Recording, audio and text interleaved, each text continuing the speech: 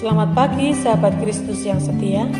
Mari kita mengawali perjalanan hidup kita hari ini dengan doa pagi bersama Saudara Aljosa Frantoni. Selamat pagi Bapak Ibu Saudara yang dikasihi Tuhan. Semoga di pagi ini kita dalam keadaan yang baik dan sehat. Sebelum kita mengawali aktivitas pada hari ini, mari sejenak kita bersama-sama bersaat teduh di dalam doa pagi. Mari kita satukan hati kita di dalam doa. Puji dan syukur kami haturkan kehadirat Tuhan yang Maha Pengasih. Pagi ini Tuhan memperkenankan kami untuk bangun dan kembali melakukan persiarahan dalam hidup kami. Sebelum kami memulai aktivitas pada hari ini ya Tuhan, sejenak kami mendekatkan diri kepada Tuhan dan ingin bersama-sama mendengarkan firman Tuhan. Bukakan hati dan pikiran kami ya Roh Kudus.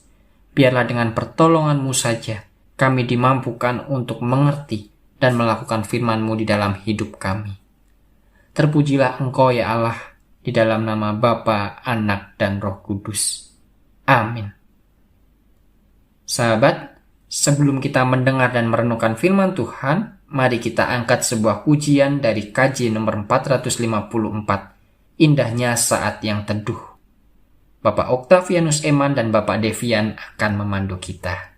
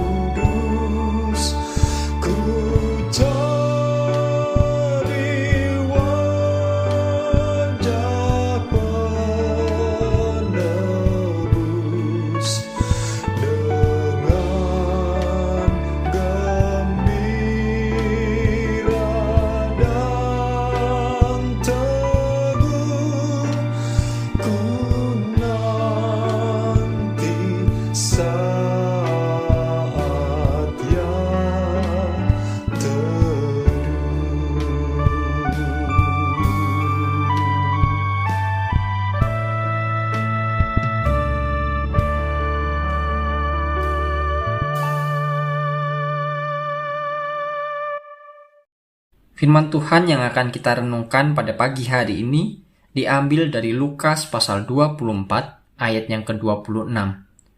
Lukas pasal 24 ayat yang ke-26, bukankah Mesias harus menderita semuanya itu untuk masuk ke dalam kemuliaannya? Demikianlah firman Tuhan. Bapak, Ibu, Saudara yang dikasihi Tuhan, mari kita ingat peristiwa-peristiwa yang menyakitkan dalam hidup. Tentu banyak dari peristiwa itu ada yang layak untuk kita syukuri. Karena berkat peristiwa tersebut, karena berkat mereka lah orang-orang yang ada dalam peristiwa tersebut, kita menjadi berubah dan kita bertumbuh. Inilah kebenaran hidup yang begitu sederhananya hingga tidak pernah diketahui oleh kebanyakan orang. Peristiwa-peristiwa gembira memang menyenangkan, tetapi tidak menuntun kepada penemuan diri, kepada pertumbuhan dan kebebasan. Keistimewaan itu hanya ada pada hal, orang, dan situasi yang menyakitkan. Dalam setiap peristiwa yang menyakitkan, ada benih pertumbuhan dan pembebasan. Dalam terang kebenaran ini, sorotilah hidup kita dan lihatlah satu atau dua peristiwa yang tidak kita syukuri. Lihatlah, kalau kita dapat menemukan potensi untuk bertumbuh dalam peristiwa-peristiwa tersebut. Mungkin dahulu kita tidak menyadari sehingga tidak memanfaatkan potensi itu. Kemudian ingatlah beberapa peristiwa aktual yang menyakitkan dan menimbulkan perasaan negatif dalam diri kita. Siapapun atau apapun yang menyebabkan timbulnya perasaan itu, semuanya adalah guru kita. Mereka menyingkapkan begitu banyak mengenai diri kita, yang mungkin kita sendiri tidak menyadari sebelumnya. Mereka menawarkan ajakan dan tantangan untuk memahami diri, untuk menemukan diri, dan dengan itu kita dapat mencapai pertumbuhan, hidup dan kebebasan. Mari sahabat, kita kerjakan itu sekarang juga. Kita identifikasi perasaan negatif dalam diri kita yang ditimbulkan oleh peristiwa-peristiwa yang menyakitkan. Kekhawatiran, kegelisahan, kecemburuan, kemarahan, atau perasaan bersalah.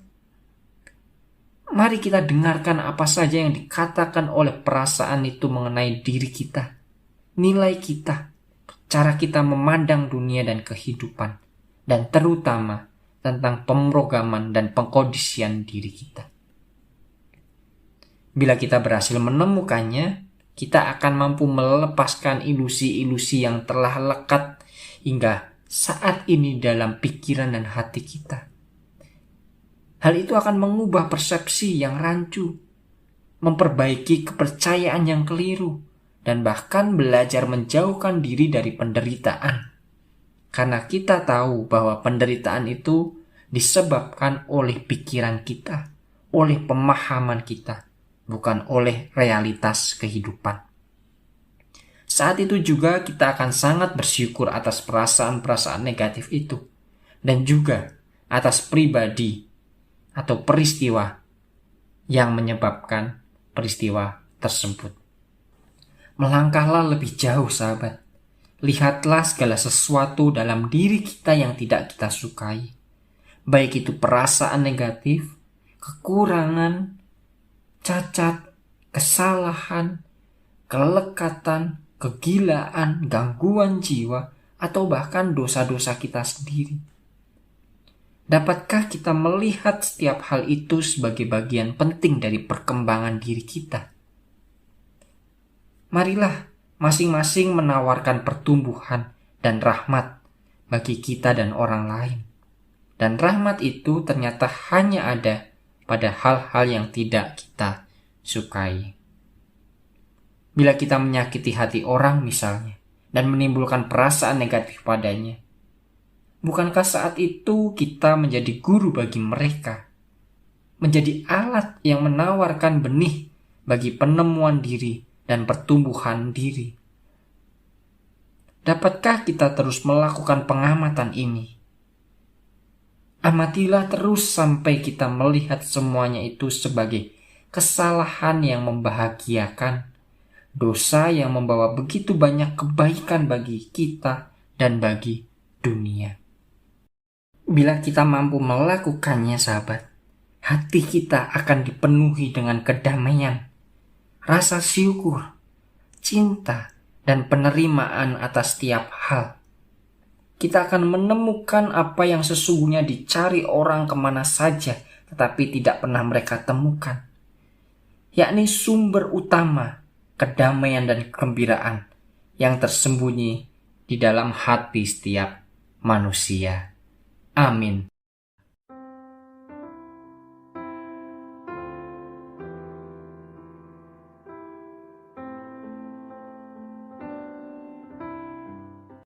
Mari bersama kita satukan hati di dalam doa. Mari kita berdoa. Tuhan, kami bersyukur untuk firman-Mu yang masih boleh kami dengar pada pagi hari ini. Firman-Mu yang mengingatkan kami kembali. Firman-Mu yang menguatkan kami kembali untuk tetap dapat melihat kehidupan dengan penuh rasa syukur di dalam Tuhan.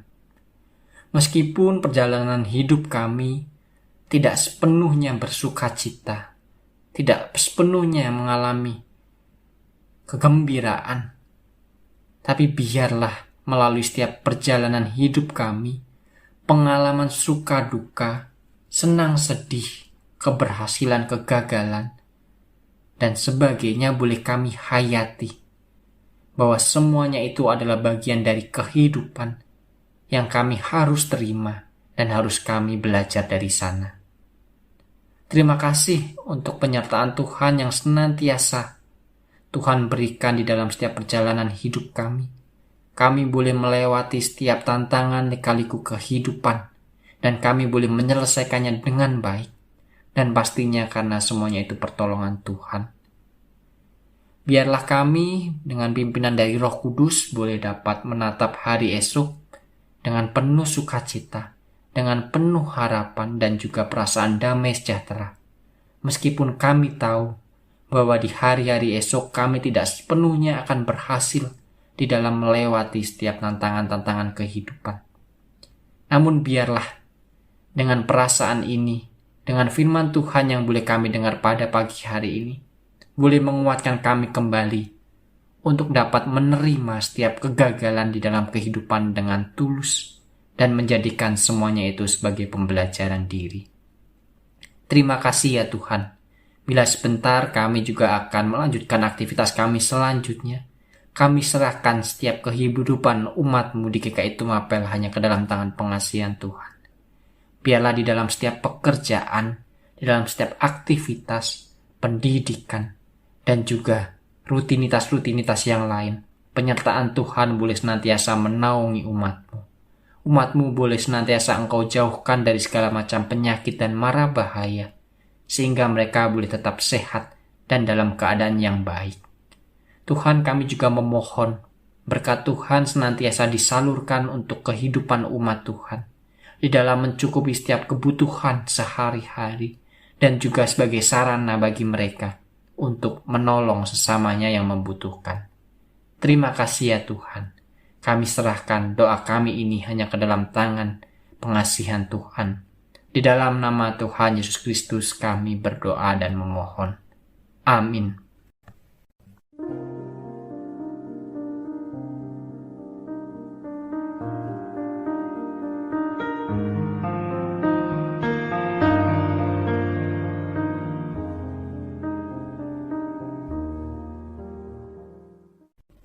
Sahabat, doa pagi kita telah usai. Selamat beraktivitas, semoga kita tetap diberi kesehatan dan tetap dalam penyertaan Tuhan.